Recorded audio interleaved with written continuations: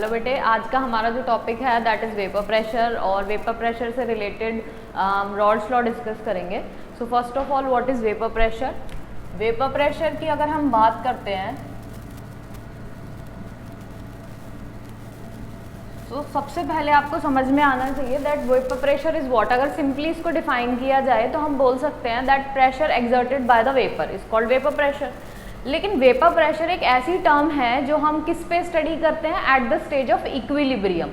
क्योंकि जब हम किसी सिस्टम में वेपर प्रेशर एक्सप्लेन करने जाते हैं और अगर आप सिर्फ ये बोलोगे कि वेपर से लगने वाले प्रेशर को वेपर प्रेशर बोला जाता है तो किसी भी सॉल्यूशन में वेपर ज़्यादा या कम हो सकते हैं, तो वेपर प्रेशर आपके चेंज हो सकता है। लेकिन अगर आपको सिस्टम में वेपर प्रेशर की एक वैल्यू डिफाइन करनी है तो उसको डिफाइन करने के लिए हमें एक स्टेट अचीव करनी पड़ेगी and the state is what, equilibrium.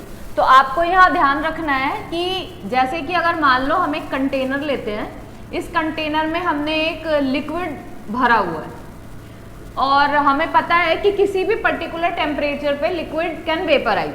तो यहाँ इवेपोरेशन प्रोसेस के थ्रू ये लिक्विड आपका वेपर स्टेट में जाएगा। तो यहाँ हम देखेंगे कि time to time at a constant temperature ये लिक्विड वेपर बनाना स्टार्ट करेगा। तो यहाँ अभी एक ही प्रोसेस चल रही है जिसमें लिक्विड किस में कन्वर्ट हो रहा है, वेपर में। तो ये कौन सी प्रोसेस है आपकी, इवेपोरेशन।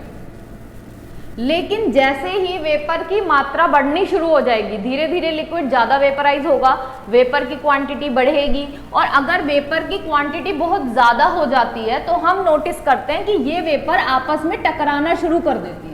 और अगर ये सारी वेपर आपस में टकराएंगी तो इनकी एनर्जी क्या होगी, कम।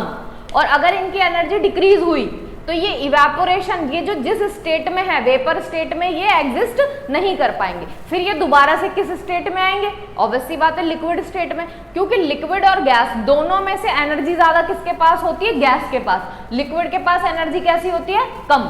तो हम देखते हैं कि अगर आपके पास वेपर का अमाउंट ज्यादा हो गया तो ये आपस में कोलिजन करना शुरू करेंगे।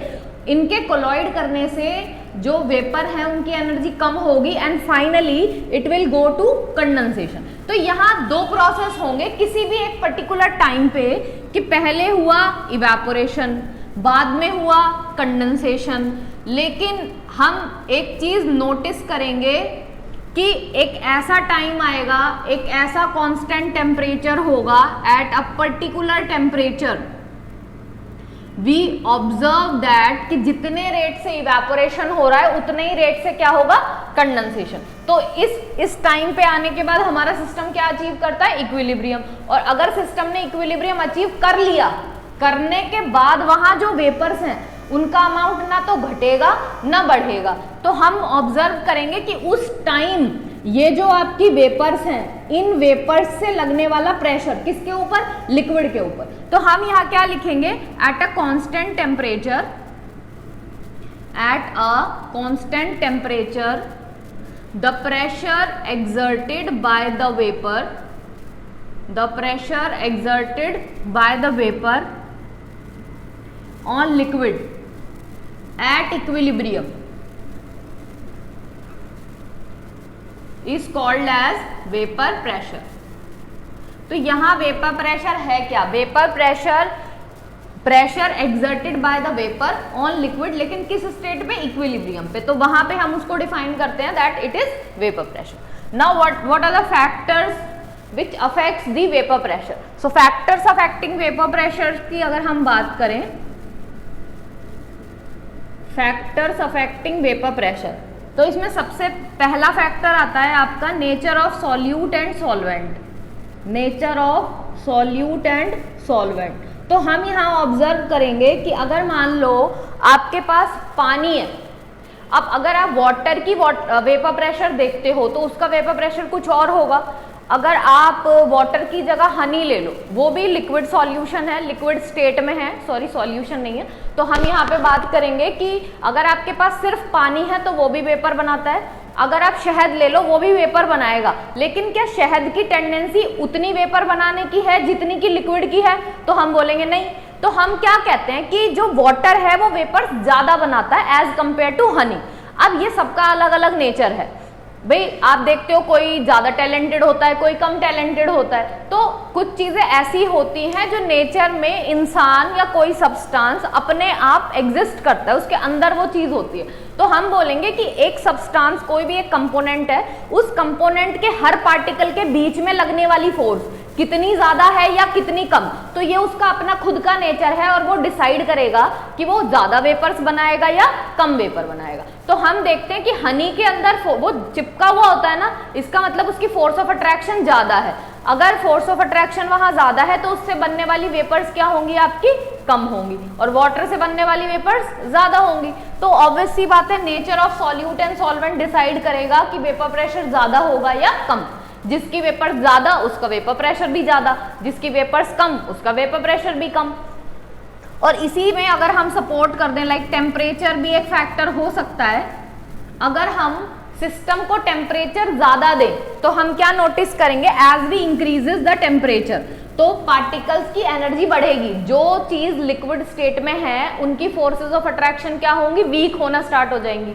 और अगर फोर्स ऑफ अट्रैक्शन वीक हुई तो वो किस स्टेट में मूव करेगा, गैस स्टेट में। तो हम बोलेंगे कि जैसे जैसे टेम्परेचर बढ़ेगा पार्टिकल्स की एनर्जी बढ़ेगी।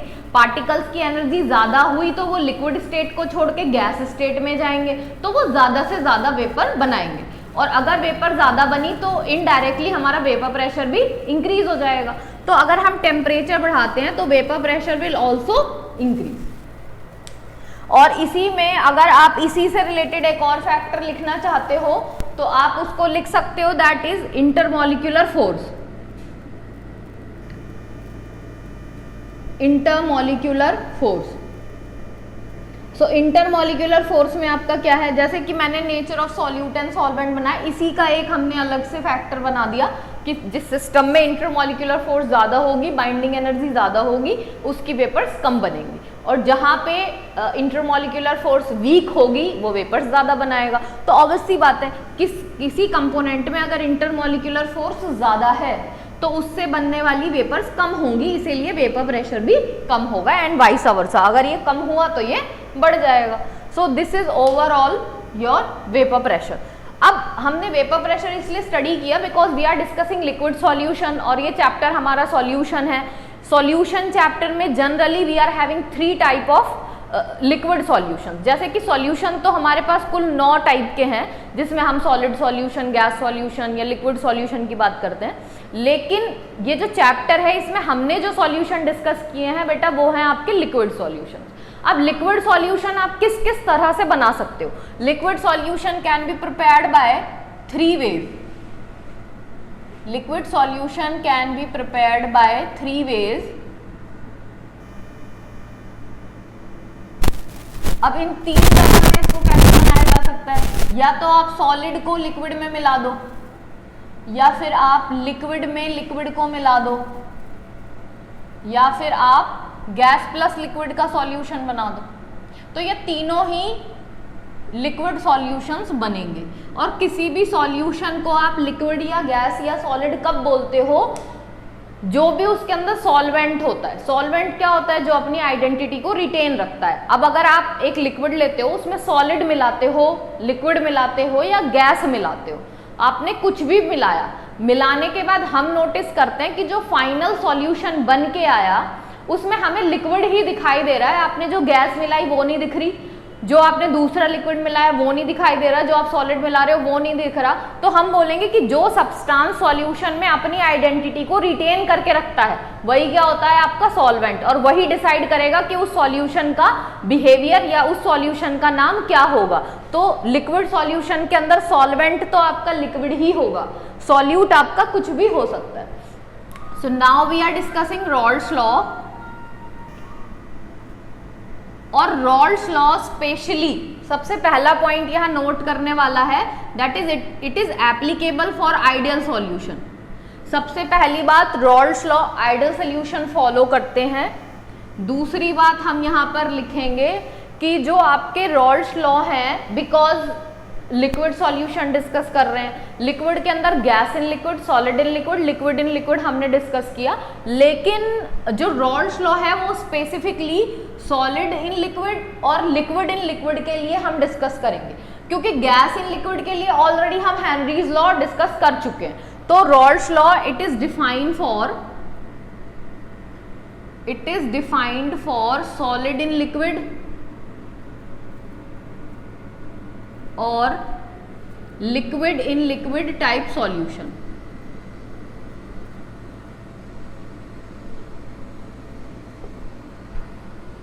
ये दो चीजें आपको पता होनी चाहिए रॉल्स लॉ के बारे में कि आइडियल सोल्यूशन फॉलो करते हैं रॉल्स लॉ को। दूसरा सॉलिड इन लिक्विड या लिक्विड इन लिक्विड आप सॉल्यूशन लेते हो तो उसमें आप रॉल्स लॉ अप्लाई कर सकते हो। अब रॉल्स ने अपना लॉ दिया क्या? रॉल्स लॉ का कहना ये था that at a constant temperature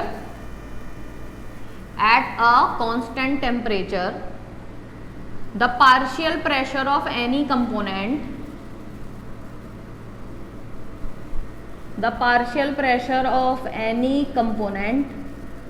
is equal to its pure pressure multiplied by its mole fraction।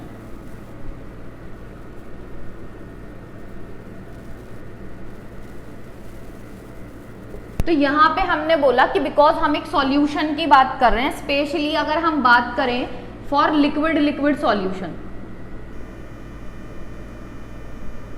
for liquid solution and both solute and solvent are volatile in nature। तो अब हम यहाँ पे बात कर रहे हैं, जैसे कि हमने बोला रॉल्स लॉ दोनों टाइप के सॉल्यूशन के लिए एप्लीकेबल है, लिक्विड इन लिक्विड या सॉलिड इन लिक्विड। तो पहला हम डिस्कस कर रहे हैं लिक्विड इन लिक्विड, जिसके अंदर सॉल्यूट और सॉल्वेंट, आपके दो लिक्विड्स हैं, एक सॉल्वेंट होगा एक सॉल्यूट होगा, दोनों का नेचर कैसा होना चाहिए? वॉलेटाइल। ये शर्त है हमारी। तो हम देखते हैं, और वैसे भी हमें पता है कि अगर आप दो लिक्विड्स ले रहे हो तो ऑब्वियसली बात है वो वेपर तो बनाएगा, बस इतना हो सकता है कि कोई ज्यादा बनाएगा कोई कम बनाएगा, पर बनाएंगे तो दोनों। तो हम इसलिए लिखते हैं that both having volatile nature. Volatile का मतलब क्या होता है? जो सिस्टम वेपर बना सकता है, इसका मतलब वो वॉलेटाइल इन नेचर है। जो नहीं बना सकता उसको हम नॉन वॉलेटाइल बोलते हैं। तो अब अगर हम लिक्विड इन लिक्विड सॉल्यूशंस की बात करें तो हमें पता है कि हमारे पास एक सिस्टम है। Suppose that this is your system, ये आपका लिक्विड है, इसके अंदर दो अलग अलग लिक्विड्स मिलाए गए हैं। ठीक, हम यहां पर दो लिक्विड्स मिला रहे हैं, हमने एक सॉल्यूशन बनाया और हमें पता है कि ये दोनों ही लिक्विड्स वॉलेटाइल हैं। अब दोनों वॉलेटाइल हैं तो हम देखेंगे कि इस सिस्टम में हमें दोनों की वेपर्स मिल रही है। भी ए कंपोनेंट जो है उसकी भी वेपर्स मिलेंगी, जो बी वाला कंपोनेंट है उसकी भी वेपर्स मिलेंगी। अब हमें ये बताना है कि जो आपका partial pressure, what is partial pressure? आप जब सिस्टम में बात करते हो, जैसे हमारे पास दो कंपोनेंट है, प्रेशर दोनों ने क्रिएट किया because both are having volatile nature. अब दोनों वॉलेटाइल हैं, दोनों वेपर्स बनाते हैं। तो अगर आप इस सिस्टम, जैसे ये सॉल्यूशन है, यहाँ पे इसने वेपर्स बनाए, तो ये जो वेपर हैं आप देखोगे इस सिस्टम का अगर वेपर प्रेशर नोट किया जाए तो वो टोटल वेपर प्रेशर आएगा जिसके अंदर ए कंपोनेंट भी है और बी कंपोनेंट भी है। मान लेते हैं दिस इज ए और जो आपका ब्लू वाला है ये आपका बी कंपोनेंट है। ए इज व्हाट? ये आपका सॉल्यूट है, sorry this is your solvent और बी आपका सॉल्यूट है, ये मान लेते हैं हम। तो हम नोटिस करेंगे कि ये जो आपने लिक्विड सॉल्यूशन बनाया, इस लिक्विड सॉल्यूशन के अंदर दोनों वॉलेटाइल हैं, दोनों ने वेपर बनाई।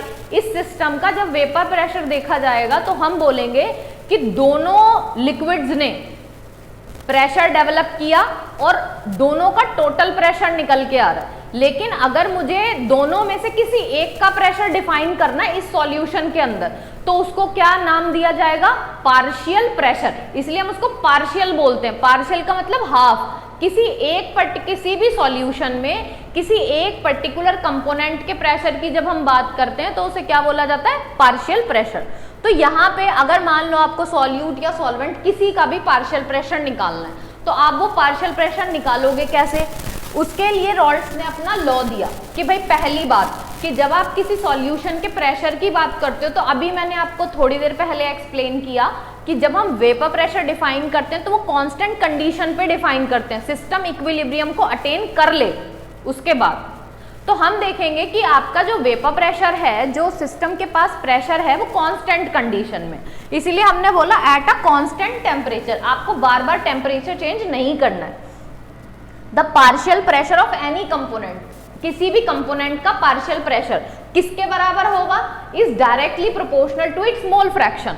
यहां पर partial pressure of component is directly proportional to its mole fraction.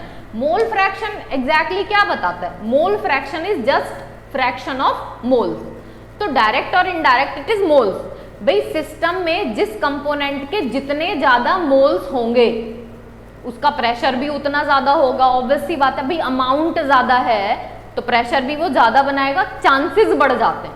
फिर वो दूसरा फैक्टर है कि अगर उसकी बाइंडिंग फोर्स बहुत ज्यादा है तो वो कम प्रेशर बनाएगा, वो एक अगला फैक्टर है। लेकिन अभी हम जो बात कर रहे हैं, हम वो अमाउंट के बिहाफ पे बोल रहे हैं कि भाई जिसके मोल्स जितने ज्यादा होंगे उससे लगने वाला प्रेशर भी उतना ज्यादा होगा। तो ये मोल फ्रैक्शन जो है, ये मोल फ्रैक्शन हम बता रहे हैं लिक्विड स्टेट में, और ये जो प्रेशर बता रहे हैं, ये प्रेशर बता रहे हैं गैस स्टेट का, क्योंकि प्रेशर लिक्विड नहीं लगाता, कौन लगाता है, गैस लगाती है।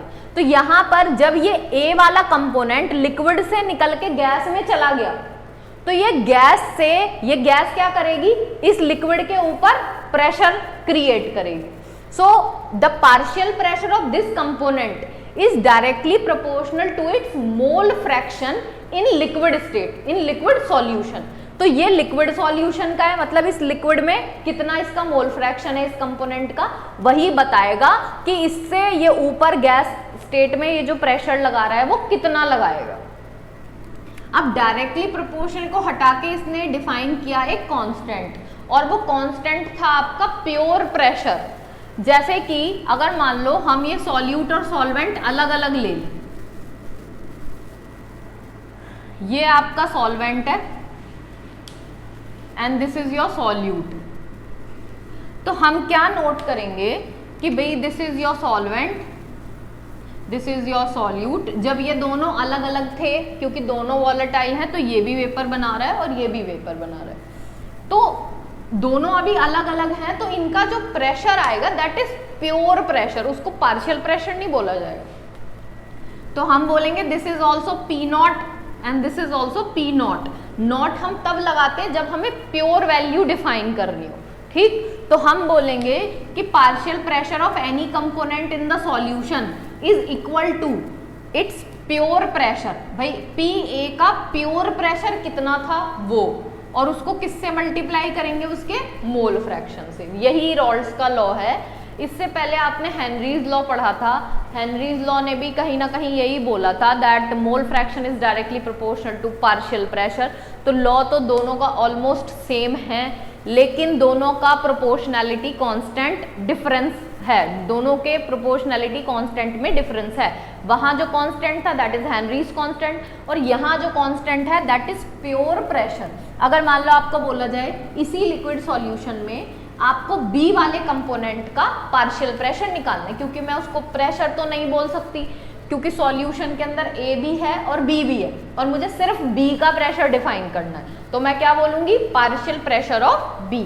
अब पार्शियल प्रेशर ऑफ बी अगर हम निकालें तो वो भी ऐसे ही निकलेगा, भाई partial pressure of B is equals to its mole fraction, कितने मोल्स हैं उतना ही प्रेशर लगेगा, और डायरेक्टली प्रोपोर्शनल को हटा के लगाएंगे कांस्टेंट, और वो कांस्टेंट होगा उसका प्योर प्रेशर। प्योर प्रेशर मतलब जब वो अलग से बिल्कुल अकेला था सॉल्यूशन बनने से पहले वाला। तो इस तरह से आप पी ए निकाल सकते हो और इसी तरह से आप पी बी निकाल सकते हो।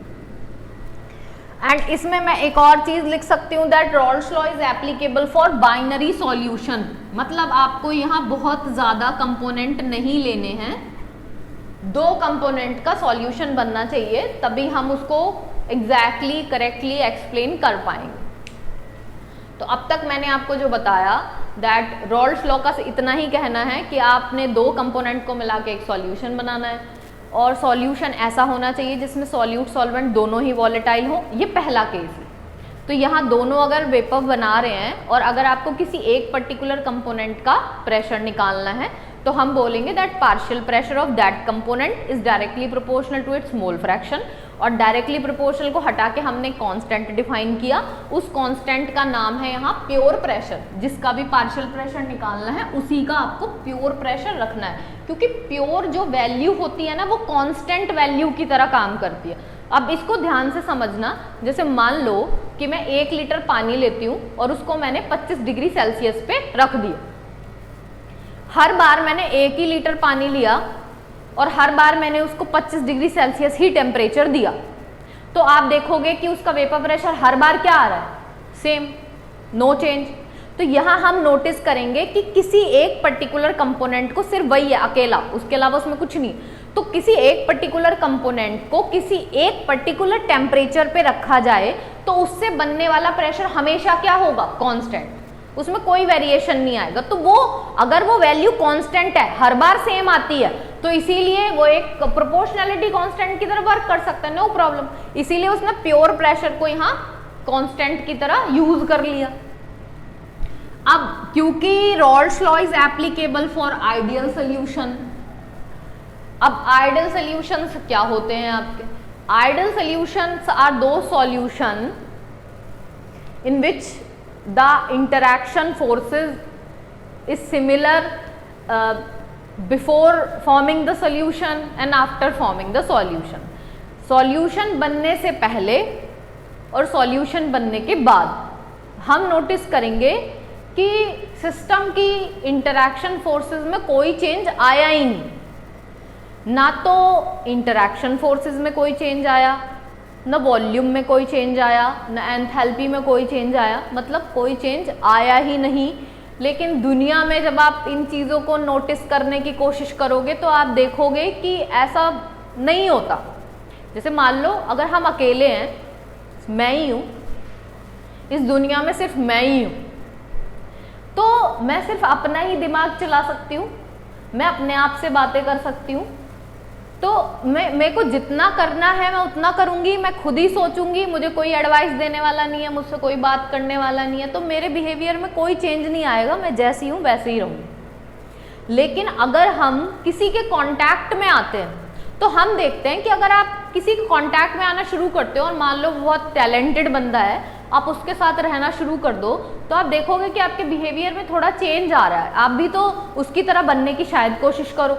या अगर मान लो आप किसी बेकार इंसान को ज्वाइन करते हो और उसके साथ रहना पसंद करते हो, तो आप देखोगे कि पहले आप बहुत अच्छे बिहेवियर के थे और धीरे धीरे करके जैसे ही आप उस गलत आदमी के साथ रहते हो तो आपका बिहेवियर भी वैसे चेंज होना शुरू हो जाता है। तो जनरली ये बोला जाता है कि एक पर्टिकुलर कंपोनेंट जब तक सिंगल था तब तक तो उसके बिहेवियर में कोई चेंज आने वाला नहीं है, क्योंकि उसके आसपास कुछ है ही नहीं। लेकिन अगर वो किसी दूसरे कंपोनेंट के कांटेक्ट में आता है तो ये बहुत ज़्यादा पॉसिबिलिटी है कि वो चेंजेस ज़रूर दिखाएगा, भले ही कम, लेकिन दिखाएगा तो। और वो चेंजेस अच्छे हो सकते हैं, वो चेंजेस बेकार हो सकते हैं, चेंजेस तो कुछ भी हो सकते हैं। तो हमने बोला कि दो कंपोनेंट अगर कांटेक्ट में आए तो चेंजेस होना ज़रूरी है। लेकिन आइडियल सॉल्यूशंस आर दो सॉल्यूशन जो चेंज दिखाते ही नहीं है। मतलब कि मैं अकेली थी तब भी मैं ऐसे ही थी, मतलब कुछ लोग ऐसे भी होते हैं दुनिया में, जैसे 100 में से 1 बोल सकते हो आप, कि वो जैसे हैं वो वैसे ही रहते हैं, उनको किसी के आने से किसी के जाने से, वो अकेले रहें वो तब भी वैसे ही हैं, वो किसी के कांटेक्ट में रहें वो तब भी वैसे ही हैं, उनमें कोई चेंजेस फर्दर नहीं आते। तो दो जने जब आपस में मिलते हैं और उनकी इंटरेक्शन फोर्सेस में कोई चेंजेस नहीं आते, तो ऐसे सोल्यूशन को क्या बोला जाता है? आइडियल सोल्यूशंस, जो कि प्रैक्टिकली एग्जिस्ट नहीं करते लेकिन फिर भी पढ़ाया जाता है। तो मतलब कुछ कुछ हद तक आइडियल सोल्यूशन बनते हैं, परफेक्ट आइडियल सोल्यूशन नहीं बन सकते। तो आइडियल सोल्यूशंस आर दो solution in which A B interaction forces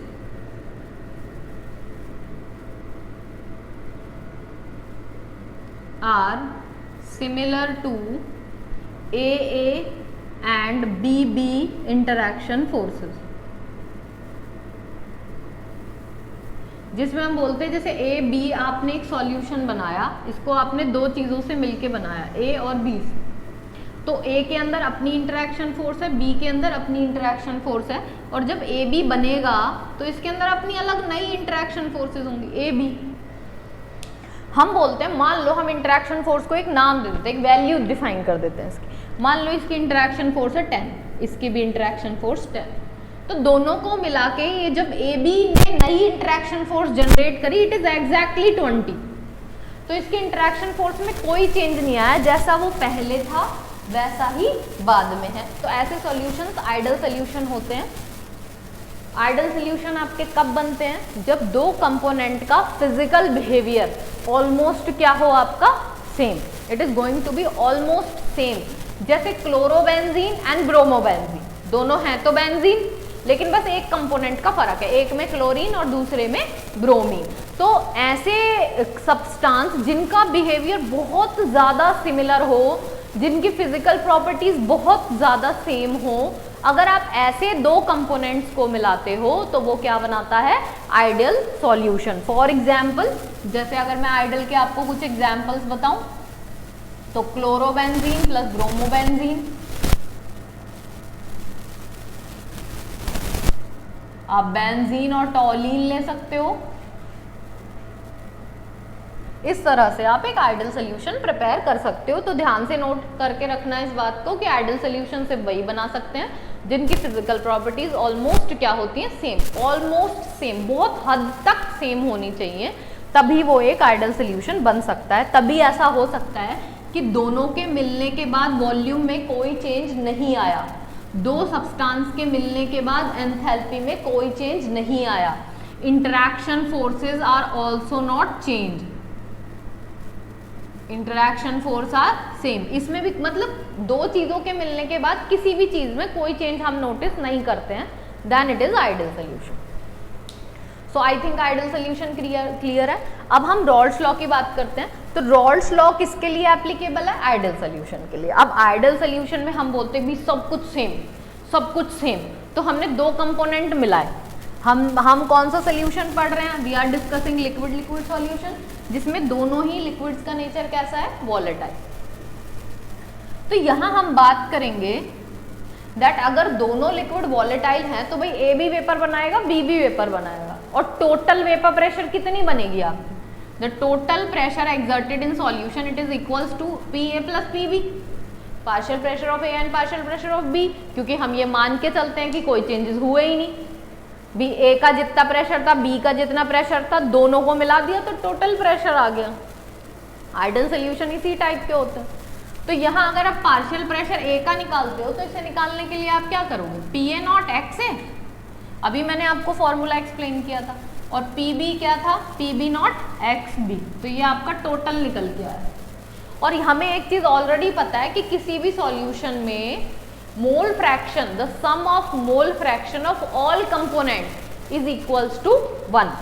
तो अगर आप XA और XB दोनों के मोल फ्रैक्शन का सम कर दो तो ये हमेशा किसके बराबर आएगा? 1 के बराबर। तो अब यहाँ पर हम बात करेंगे, अगर मान लो मैं XA की जगह लिख दूं 1 माइनस XB, तो आपका टोटल प्रेशर क्या आएगा? PA not XA plus PB not XA की जगह अब हम क्या रखेंगे? XA की जगह हो गया 1 माइनस XB और प्लस PB नॉट XB।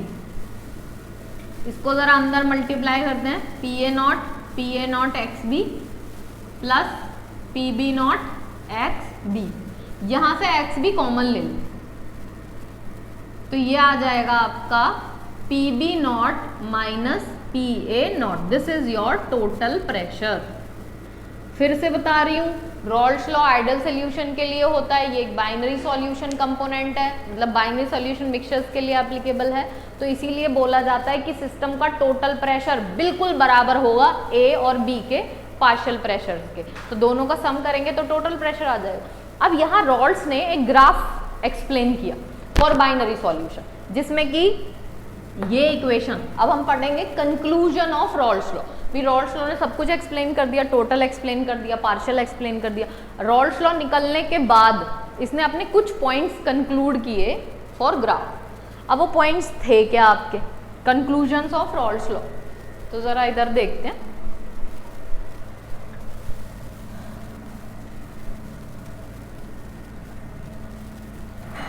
और ये आपको बहुत ध्यान से समझना है, it is very important. Conclusion of Raoult's law. Conclusion of Raoult's law में जैसे कि अभी मैंने लास्ट आपको टोटल प्रेशर निकाल के दिखाया, it comes out to be PA0 plus XB PB0 minus PA0। ये हमारा टोटल प्रेशर का फॉर्मूला निकल के आ रहा था, PA0 plus XB PB0 minus PA0। अब जरा आप देखो, आपके सिस्टम में टोटल प्रेशर हमेशा किससे रिलेट करेगा? It is related to the mole fraction of any one component. इस इक्वेशन में आप देख रहे हो मोल फ्रैक्शन सिर्फ एक ही आ रहा है, XB, A यहाँ कहीं यूज नहीं हो रहा, और this is pure pressure. Pure की वैल्यू तो कांस्टेंट रहती है, इसका मतलब total pressure varies with mole fraction of any one component. ये दोनों मोल फ्रैक्शन दोनों कंपोनेंट के साथ वेरी नहीं करेगा, एक ही कंपोनेंट के साथ वेरी करेगा। तो पहला point, total pressure of the solution is related to mole fraction of one component. कि वो कुछ भी हो सकता है, जैसे मैंने यहाँ XA में चेंज किया, अगर आप चाहते तो XB में भी चेंज कर सकते थे, और वहां पे वो XA के साथ रिलेट करता, ना कि XB के साथ, तो वो कुछ भी हो सकता है। दूसरा, ग्राफ इज लीनियर। यहाँ जो ग्राफ प्लॉट करोगे दिस इज लीनियर ग्राफ। आप इस इक्वेशन को देखो, ये इक्वेशन एक लीनियर ग्राफ की इक्वेशन है, दैट अगर आपका ये y एक्सिस है और this is your x axis, तो आपकी एक इक्वेशन बनेगी y is equals to mx plus c, y is equals to mx plus c। तो x एक्सिस पे क्या है आपका मोल फ्रैक्शन, y एक्सिस पे क्या है आपका total pressure, and this is your constant and m is slope. तो यहाँ पे ये आपकी लीनियर ग्राफ की इक्वेशन है, तो आप यहाँ जो ग्राफ प्लॉट करोगे वो लीनियर आएगा। दूसरी बात, तो आप यहाँ पे लिखते हैं the graph plotted between mole fraction and pressure is linear. और तीसरी बात, डिपेंडिंग अपॉन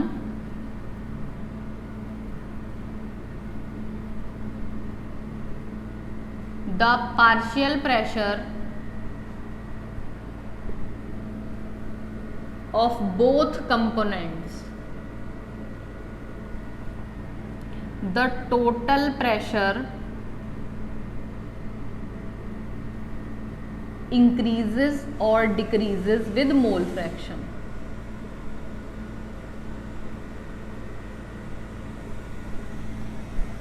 सबसे पहली बात, अगर आप लिक्विड सॉल्यूशन ले रहे हो तो उसमें दो कंपोनेंट है, दो में से कोई ज्यादा प्रेशर बना सकता है, कोई कम बना सकता है, तो वो आपका सिस्टम खुद डिसाइड करेगा, पहली बात।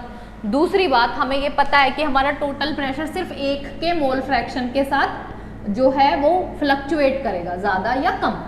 तो पहली बात तो आप ये देखोगे कि भैया प्योर प्रेशर कितना है, किसी कंपोनेंट से लगने वाला प्रेशर ज्यादा है या कम, पहली बात वो। दूसरी बात, depending upon the partial pressure of both component, ये टोटल प्रेशर आपका घटेगा या बढ़ेगा विद मोल फ्रैक्शन। इसको मैं ग्राफ में समझाती हूँ, यहाँ समझने की कोशिश करना। हम इसी के अंदर दोनों कंपोनेंट्स का ग्राफ प्लॉट करेंगे, ए और बी दोनों का।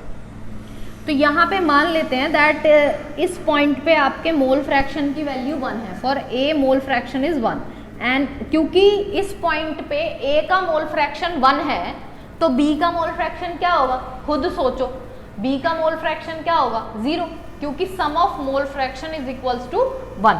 तो अगर x ए 1 है तो x भी 0, और इस पॉइंट पे आके हम बोलते हैं कि x ए की वैल्यू 0 है और x बी की वैल्यू क्या हो जाएगी 1। तो आपको पता है that partial pressure of any component is equals to its mole fraction multiplied by pure pressure. ये तो आई थिंक आपको क्लियर होगा। अब हम यहाँ पे बोलते हैं कि if mole fraction of A is 1।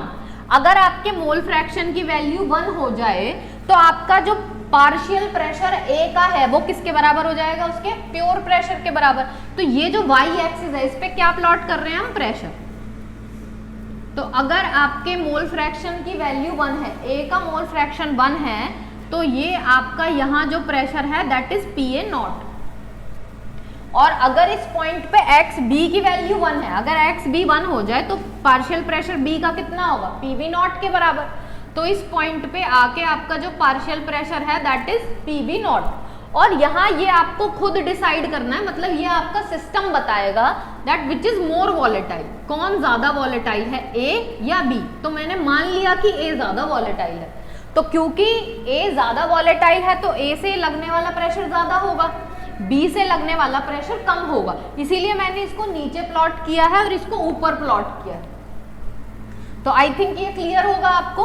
तो अब आप देख रहे हो that total pressure of the solution is related to mole fraction of any one component. अभी मैं आपको यहाँ पे बताती हूँ, और ये ग्राफ लीनियर जाएगा क्योंकि लीनियर इक्वेशन बना रहा है। तो अब हम देखेंगे कि अगर यहाँ XA की वैल्यू 1 है, मोल फ्रैक्शन 1 है ना, तो अगर A की वैल्यू 1 है और धीरे धीरे करके ये मोल फ्रैक्शन घटता जा रहा है, अगर ये वैल्यू कम होती जाए तो इससे लगने वाला प्रेशर भी क्या होता चला जाएगा, कम।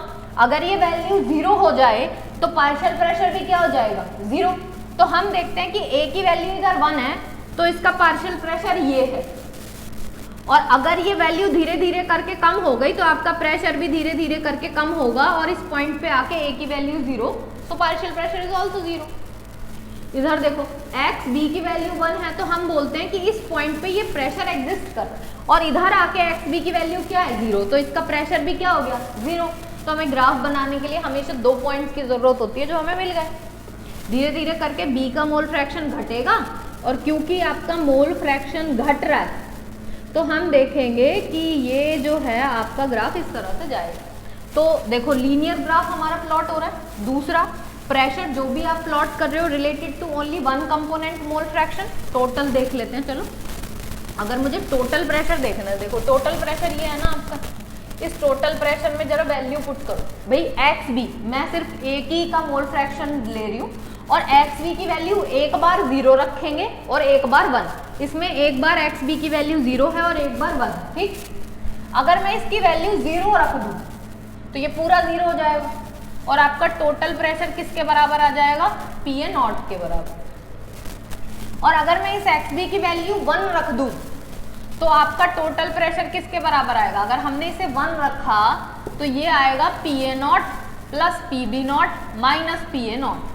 पी ए नॉट से पी ए नॉट कैंसिल, क्या बचा, पी बी नॉट। तो टोटल प्रेशर एक बार आ रहा है पी ए नॉट और एक बार आ रहा है पी बी नॉट। ये कब आ रहा है, जब मैंने एक्स बी की वैल्यू 0 रखी, और ये कब आ रहा है, जब मैंने एक्स बी की वैल्यू 1 रखी। तो हमें 2 पॉइंट्स फिर मिले।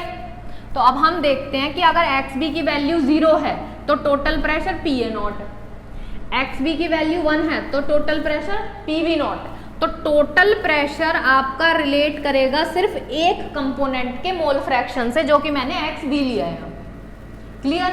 तो पहला पॉइंट हो गया, टोटल प्रेशर एक ही कंपोनेंट के मोल फ्रैक्शन से रिलेट कर रहा है। दूसरा, लीनियर ग्राफ प्लॉट हो रहा है। तीसरा, ये आपका टोटल प्रेशर है, ये वाली लाइन रिप्रेजेंट कर रही है पार्शियल प्रेशर ए, और ये वाली लाइन रिप्रेजेंट कर रही है partial pressure B.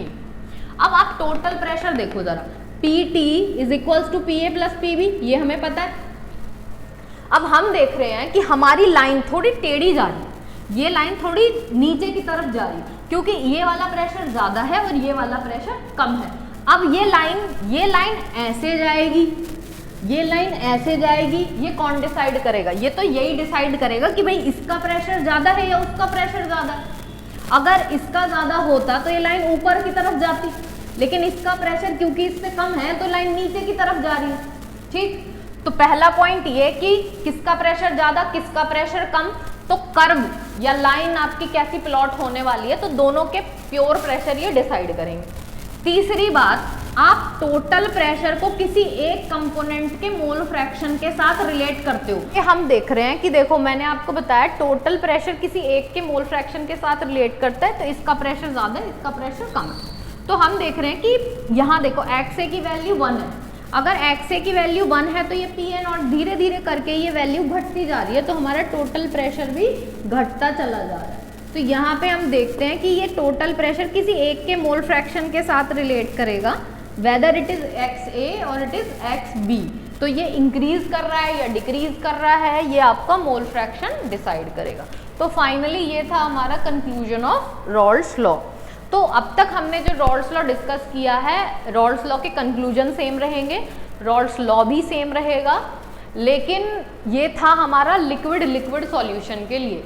Second case, अब हम आते हैं, सेकंड केस जो है वो हमारा सॉलिड इन लिक्विड सॉल्यूशन के लिए है, जिसके अंदर जनरली ये नोटिस किया जाता है कि अगर मान लो आप पानी के अंदर कोई अल्कोहल मिला दो, दोनों लिक्विड है, दोनों वेपर बनाएंगे, लेकिन हमें पता है अल्कोहल से बनने वाली वेपर कम होगी और पानी से बनने वाली वेपर ज़्यादा होंगी, तो ये एक वॉलेटाइल सॉल्यूशन है, बस एक ने कम बनाया एक ने ज़्यादा। लेकिन अगर मैं पानी में यूरिया मिला दूँ या ग्लूकोज मिला दूँ या हम कुछ और एसिड ऐड कर दें, तो यहाँ हम देखते हैं कि अगर आप सोडियम क्लोराइड या अमोनियम क्लोराइड या शुगर या यूरिया आप कुछ इनमें से मिलाते हो, तो सॉलिड्स की जो वेपर हैं वो लिक्विड के कंपैरिजन में बहुत कम होती है। मतलब अगर थोड़ी कम हो तो नोटिसेबल होता है, लेकिन अगर बहुत ज़्यादा कम हो, बिल्कुल ना के बराबर, तो फिर उसको नोटिस नहीं कर पाते। तो इसीलिए बोला जाता है कि अगर आप सॉलिड को लिक्विड में मिलाते हो तो सॉलिड से जो वेपर्स बनेंगी वो ना के बराबर या जीरो वेपर्स बोल देते हैं। और यहाँ तो रॉल्स लॉ ने बहुत अच्छे से एक्सप्लेन किया है कि आपको सॉलिड भी कैसा लेना है जो नॉन वॉलेटाइल हो, मतलब वेपर बनाए ही नहीं, तो हमारी कंफ्यूजन ही खत्म। आपको सॉल्ट ऐसा डालना है जो वेपर बनाए ही नहीं। तो यहाँ पर अब हम जो दूसरा केस पढ़ेंगे वो केस है हमारा सॉलिड इन लिक्विड सॉल्यूशन। अब सॉलिड इन लिक्विड सॉल्यूशन में लॉ तो सेम है, लेकिन यहाँ बस थोड़ी सी चीजें चेंज होने वाली हैं। बहुत आसान है, बहुत ध्यान से समझना। केस नंबर 2,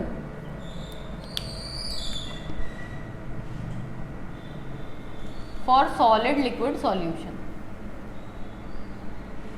अब अगर हम सॉलिड लिक्विड सॉल्यूशन की बात करते हैं तो सॉलिड लिक्विड सॉल्यूशन में हमने जो एक्सप्लेन किया that solid must be non volatile, ऐसा होना ही चाहिए, तभी हम इस लॉ को या इस कंसेप्ट को एक्सप्लेन कर पाएंगे, अदरवाइज नहीं कर पाएंगे। और सॉल्वेंट कैसा है हमारा, ये वॉलेटाइल है, क्योंकि पानी ले रहे हैं तो हमें पता है पानी तो वॉलेटाइल हो गई।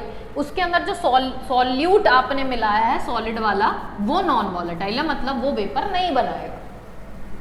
तो अगर मान लो ये पानी है आपका और इसी पानी में अब मैंने कोई सॉल्यूट ऐड कर दिया, तो अगर मैंने इसके अंदर सॉल्यूट ऐड कर दिया तो ये था हमारा प्योर वाटर, और ये क्या बन चुका है आपका सॉल्यूशन। शर्त इतनी है कि पानी जो यहाँ था वही पानी वहाँ है, जितना अमाउंट यहाँ था उतना ही अमाउंट वहाँ बस। लेकिन इसी पानी में पहले 1 लीटर पानी था, वो सिर्फ 1 लीटर पानी था और कुछ नहीं। उस 1 लीटर पानी में मैंने कुछ ग्राम यूरिया मिला दिया, तो अब वो सॉल्वेंट नहीं रहा, अब वो क्या बन चुका है, सॉल्यूशन। दूसरी बात, आपने सॉल्यूट भी ऐसा मिलाया जो कि कौन सा है, नॉन वॉलेटाइल, मतलब कि वेपर नहीं बना रहा। तो अब आप खुद दिमाग लगाओ, ये प्योर वाटर का प्रेशर, मतलब अब देखो पानी है ये भी वेपर्स बनाएगा, ये सॉल्यूशन है ये भी वेपर्स बनाएगा, लेकिन किसकी वेपर्स ज्यादा होंगी ये आपको बताना। जल्दी से सोच के बताओ। ये प्योर वाटर है, इसने वेपर बनाई, ये सॉल्यूशन है, इसने भी वेपर बनाई, लेकिन सॉल्यूशन की वेपर्स कम होंगी और सॉल्वेंट की वेपर ज्यादा होंगी। क्यों, ऐसा क्यों हुआ?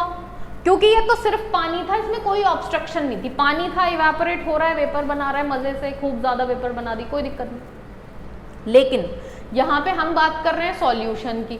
अब जब हम सॉल्यूशन की बात करते हैं तो सॉल्यूशन के अंदर सॉल्यूट है non volatile.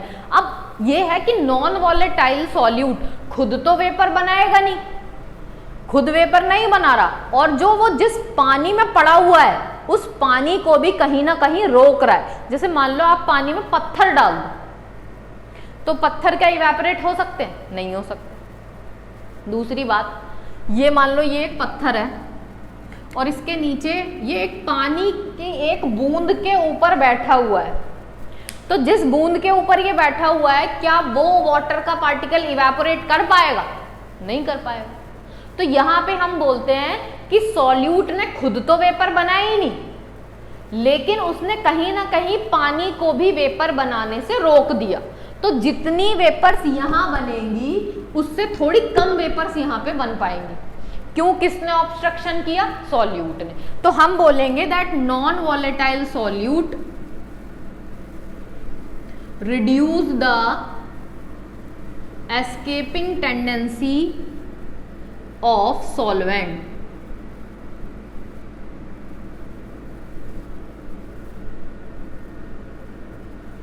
Non volatile solute जो होते हैं वो आपके सॉल्वेंट की इवेपोरेट होने की टेंडेंसी को क्या करते हैं?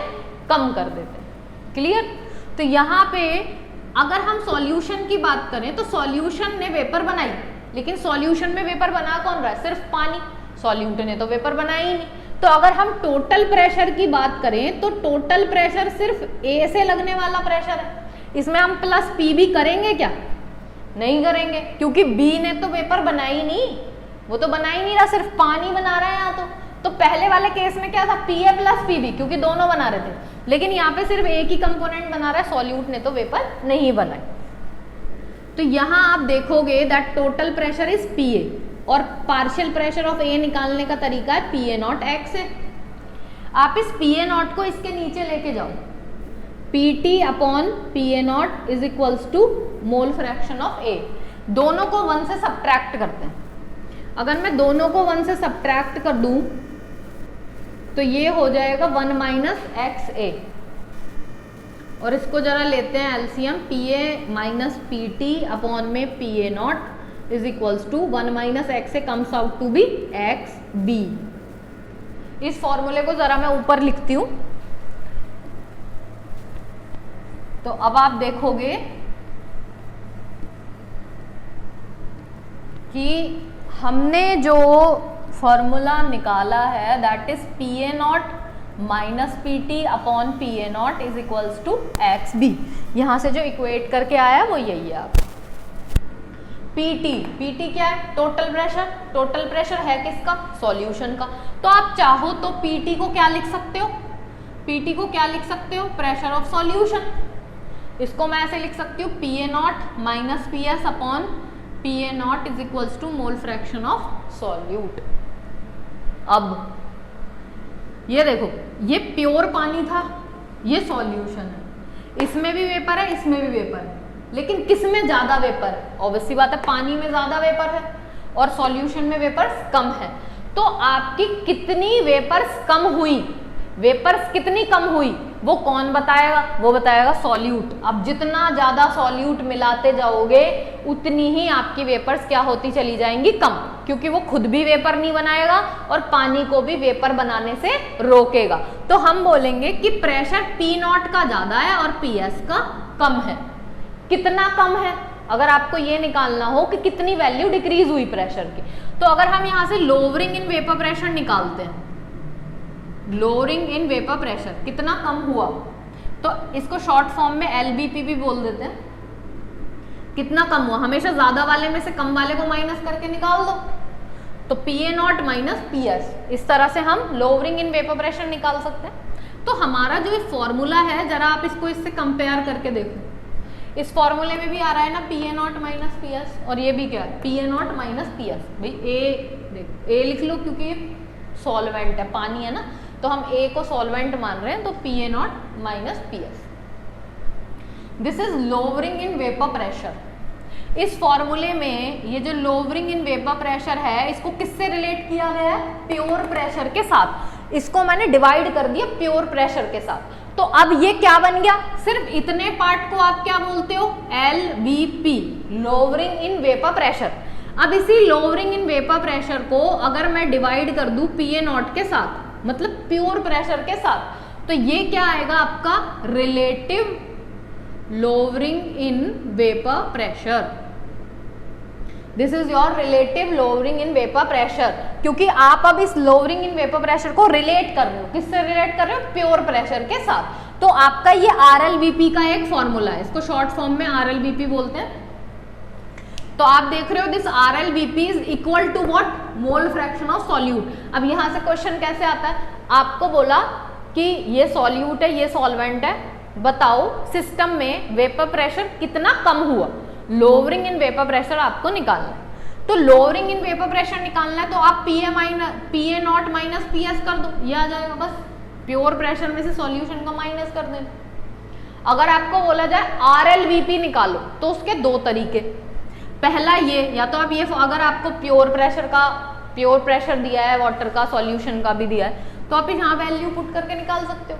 और अगर आपको प्रेशर कुछ दिया ही नहीं, आपको बोला क्वेश्चन में प्रेशर किसी का नहीं दिया है, सिर्फ अमाउंट दे रखा है सॉल्यूट का भी और सॉल्वेंट का भी, और आपको बोला RLVP निकालो। अब आप कैसे निकालो, आपको पता है RLVP is equals to what, mole fraction of solute. तो सिस्टम में सॉल्यूट का जितना मोल फ्रैक्शन होगा वही क्या होगा आपका, वही आपका relative lowering in vapour pressure है। तो दो तरीके, या तो आप इससे निकाल लो, अगर आपको प्रेशर नहीं दिया तो हमें पता है ये पूरा किसके बराबर है, XB के बराबर है, तो जो मोल फ्रैक्शन सॉल्यूट का आएगा वही आपका RLVP होगा। ये आपको बहुत ज़्यादा इम्पॉर्टेंट है, बहुत ज़्यादा इम्पॉर्टेंट है। सॉल्यूशन चैप्टर में सबसे ज़्यादा जो क्वेश्चन आते हैं वो रिलेटिव लोअरिंग और वेपर प्रेशर से आते हैं। तो आई थिंक आपको क्लियर हो गया होगा, RLVP बहुत इम्पॉर्टेंट है और बहुत आसान भी है, कुछ कॉम्प्लिकेशन भी नहीं है यहाँ। तो ये थे हमारे दो केस, Raoult's law for liquid liquid solution and Raoult's law for solid liquid solution. बस शर्त है कि वॉलेटाइल होना चाहिए, दोनों नहीं है तो कम से कम एक बाइनरी सॉल्यूशन होना चाहिए। और रॉल्ड्स लॉ कहता है partial pressure is equals to pure pressure of component multiplied by its mole fraction. अब हम एक और चीज पढ़ने वाले हैं, इससे पहले हमने पढ़ा हेनरीज लॉ और अब हम पढ़ रहे हैं रॉल्ड्स लॉ। दोनों की जो लॉज हैं, दोनों लॉ सेम है, दोनों में डिफरेंस क्या है, और दोनों में डिफरेंस क्या है, दोनों में सिमिलैरिटी क्या है। और एक चीज बोली जाती है that Raoult's law is a special case of Henry's law. Raoult's law एक स्पेशल केस है हेनरीज लॉ का। हाउ, कैसे हम इसको एक्सप्लेन कर सकते हैं, तो देखते हैं जरा इसको भी।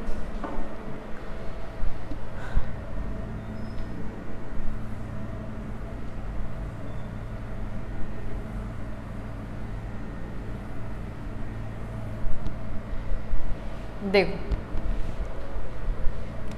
अगर हम हेनरीज लॉ की बात करें,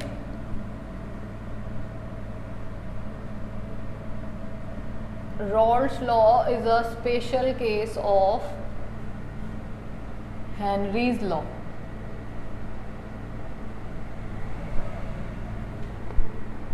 तो अगर सबसे पहले आप हेनरीज और जरा रॉल्ड्स लॉ में डिफरेंस देखें,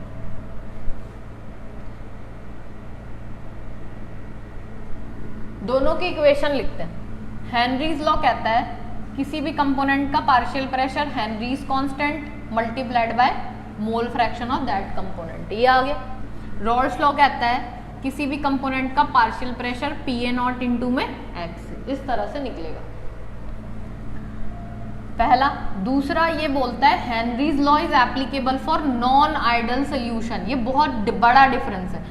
ये नॉन आइडल सोल्यूशन के लिए एप्लीकेबल होता है, जबकि ये किसके लिए एप्लीकेबल है, आइडल सोल्यूशन के लिए। तीसरी बात, ये गैस इन लिक्विड सॉल्यूशन के लिए एप्लीकेबल है और ये लिक्विड इन लिक्विड सॉल्यूशन के लिए एप्लीकेबल।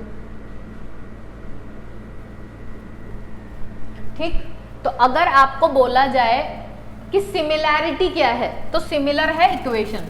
दोनों इक्वेशन में हम देखते हैं partial pressure is directly proportional to mole fraction, directly proportional to mole fraction, ये सिमिलैरिटी।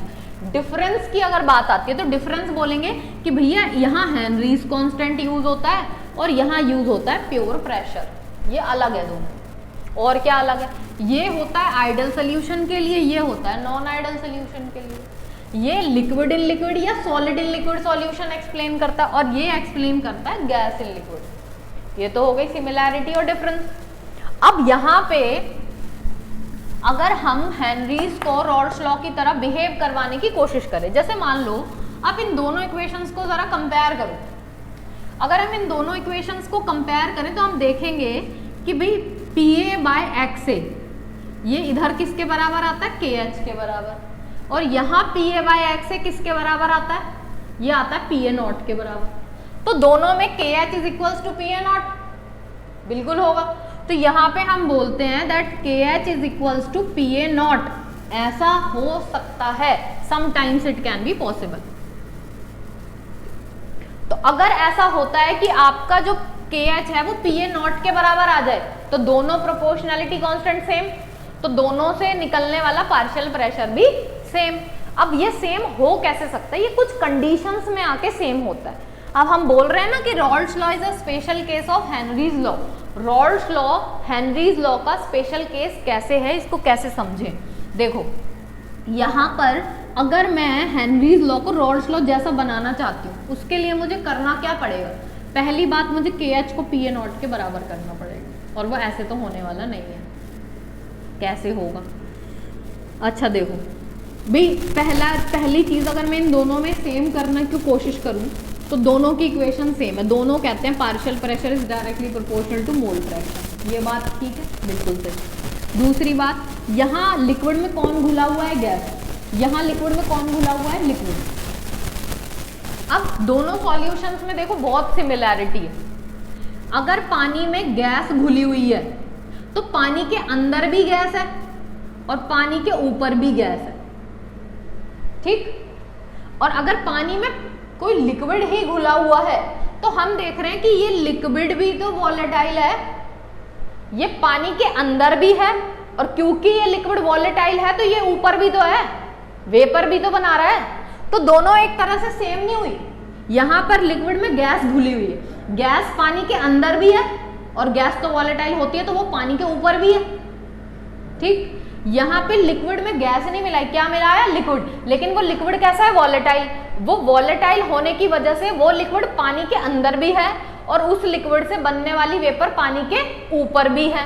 तो ये दोनों सॉल्यूशन एक तरह से सिमिलर बिहेवियर शो करते हैं। तो 2 पॉइंट्स तो सेम हो गए, partial pressure is directly proportional to mole fraction, और दोनों लिक्विड सॉल्यूशंस का बिहेवियर भी हमने सेम कर दिया।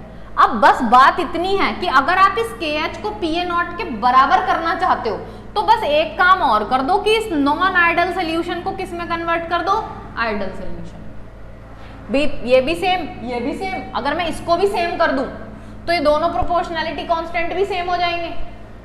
अब ऐसा कब हो सकता है कि अगर non ideal solution ideal solution की तरह काम करने लग जाए, इसको जरा ध्यान से समझना। नॉन आइडल सोल्यूशन को अगर आप आइडियल बनाना चाहते हो, आइडियल कहता है कि दो चीजें मिली और मिलने के बाद उनमें कोई चेंज नहीं आया, लेकिन नॉन आइडल कहता है कि चेंज जरूर आएगा। अब मैं इसको कैसे एक्सप्लेन करूं, इसको आप ऐसे समझ सकते हो कि अगर मान लो 15 ppm क्लोरोफॉर्म इन वाटर, पानी के अंदर हम बोलते हैं 15 पार्ट्स पर मिलियन क्लोरोफॉर्म, तो 1 मिलियन पानी के अंदर क्लोरोफॉर्म कितना है, 15 ग्राम। तो आप देख रहे हो कि सॉल्वेंट 1 मिलियन, उसके अंदर क्लोरोफॉर्म कितना, 15 ग्राम। तो वो एक सॉल्यूशन है, लेकिन उस सॉल्यूशन में सॉल्यूट की मात्रा इतनी ज्यादा कम है कि उसका होना ना होना क्या है, बराबर। अगर आप सॉल्वेंट में इतना सॉल्यूट मिलाते हो जिसकी क्वांटिटी सॉल्वेंट के रेस्पेक्ट में बिल्कुल ही खत्म, बिल्कुल ही ना के बराबर, तो क्या वो उस सॉल्वेंट में कोई चेंजेस कर पाएगा, नहीं कर पाएगा। तो हम बोलते हैं कि अगर हमारा सॉल्यूशन बहुत ज्यादा डाइल्यूट है, डाइल्यूट का मतलब सॉल्वेंट बहुत ज्यादा और उसके रेस्पेक्ट में सॉल्यूट की मात्रा बहुत ही ज्यादा कम, अगर ऐसा होता है तो ये नॉन आइडल सोल्यूशन किसकी तरह काम करेगा, आइडल सोल्यूशन की तरह, क्योंकि उसमें कोई चेंज ही नहीं आएगा। अगर आप चाहते हो कि सॉल्यूट और सॉल्वेंट मिलके आपस में इस सॉल्यूशन में कोई चेंज ना करें, तो आपको सॉल्यूशन कैसा लेना पड़ेगा, डाइल्यूट, जिसके अंदर सॉल्यूट की मात्रा सॉल्वेंट के रेस्पेक्ट में बहुत ही ज्यादा कम हो, तो वो आपके सॉल्वेंट के साथ इंटरेक्ट करने के बाद कोई चेंजेस वहां पे दिखाई ना पाए। तो अगर आप नॉन आइडल को आइडल बनाना चाहते हो तो पहला पॉइंट क्या है, पहला पॉइंट है दैट कि सॉल्यूशन कैसा होना चाहिए, डाइल्यूट सॉल्यूशन, ताकि चेंजेस हो ही ना। दूसरा, क्योंकि ये गैस इन लिक्विड है, आपने लास्ट ईयर 11th क्लास में रियल गैस और आइडियल गैस पढ़ी हो। अब अगर आप गैस इन लिक्विड टाइप के सॉल्यूशन को आइडियल सॉल्यूशन बनाना चाहते हो तो आइडियल बनाने के लिए आपको करना क्या पड़ेगा, इसको कैसे हम आइडियल बना सकते हैं, हम टेम्परेचर को हाई रखते हैं और प्रेशर को कैसा कर देते हैं, लो। तो अगर आप इस नॉन आइडियल सॉल्यूशन में टेम्परेचर हाई, प्रेशर लो और सॉल्यूशन कैसा ले रहे हैं, डाइल्यूट, तो हम देखेंगे कि अब ये नॉन आइडियल सॉल्यूशन किसकी तरह काम करेगा, आइडियल की तरह। तो हमने सारी चीजें सेम कर दी, लॉ तो पहले से ही सेम था, नॉन आइडियल को आइडियल की तरह काम करवा दिया, gas in liquid, liquid in liquid की तरह ही काम कर रहा है एग्जैक्टली। तो हम देखेंगे ऐसी कंडीशन आने के बाद दोनों का जो प्रोपोर्शनैलिटी फैक्टर है it is going to be same, ये दोनों सेम हो जाते हैं। तो समटाइम्स कौन सा टाइम्स है, ये वाला टाइम्स है। जब आप इसको इसकी तरह काम करवाना शुरू कर दो तो आपकी KH की वैल्यू PA0 के बराबर हो जाएगी एंड हेनरीज लॉ किसकी तरह बिहेव करेगा, रॉल्स लॉ की तरह। तो यही है आपका रॉल्स लॉ, एक स्पेशल केस है किसका, हेनरीज लॉ का। तो ये बहुत ही ज्यादा इंपॉर्टेंट पॉइंट है। तो आई थिंक आपको रॉल्स लॉ क्लियर हो गया, कंक्लूजन्स उसके क्लियर हो गए, और Raoult's law can behave as a special case of Henry's law, ये भी क्लियर हो गया। तो इसके बाद नेक्स्ट क्लास में डिस्कस करेंगे ideal and non ideal solutions. Thank you very much.